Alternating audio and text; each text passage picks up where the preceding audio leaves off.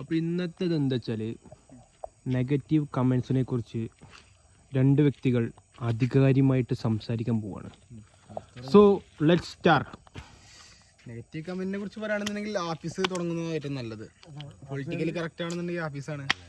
Negative കമന്റ്സിന് ആധികാരികമായിട്ട് സംസാരിക്കാൻ കൂടുതൽ നന്നാവും ഞാസാണ്. എങ്കിലും ഞാൻ രണ്ട് വാക്ക് പറയുന്നതെന്ന് വെച്ച് കഴിഞ്ഞാൽ ഇപ്പൊ നിലവിൽ നമ്മളൊരു കേരളത്തിന്റെ സാഹചര്യം വെച്ച് നോക്കുമ്പോൾ ഏറ്റവും കൂടുതൽ പെട്ടെന്ന് വൈറലാകാൻ പറ്റിയൊരു മേഖല എന്ന് പറയുന്നത് നെഗറ്റീവിലൂടെ പബ്ലിസിറ്റി ഉണ്ടാക്കിയിട്ട് അതിനുശേഷം കൂടുതൽ ആളുകളിലോട്ട് എത്തിച്ചേരാന്നുള്ളതാണ്.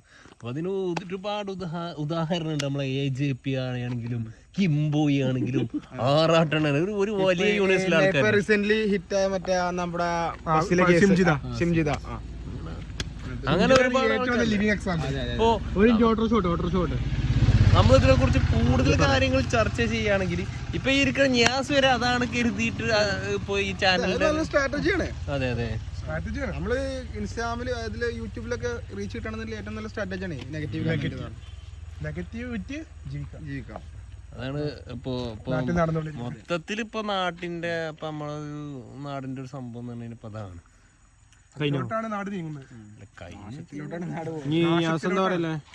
എനിക്കും ഈ പറഞ്ഞ കാര്യങ്ങളൊക്കെ ഇതിനെ പറയാനുള്ളൂ. വേറെ ഞാൻ ഇതിൽ വേറെ പറയാനെന്താണ് ബാക്കി കൂട്ടത്തിലെ സീനിയർ അനു പറയട്ടെ. ആർഗ്യുമെന്റ്സ് ഒന്നും അപ്പോ എതിർക്കാൻ ആരുമില്ല. എതിർക്കാൻ ഒറ്റയാൾ പോലെയാണ്. ഓക്കെ.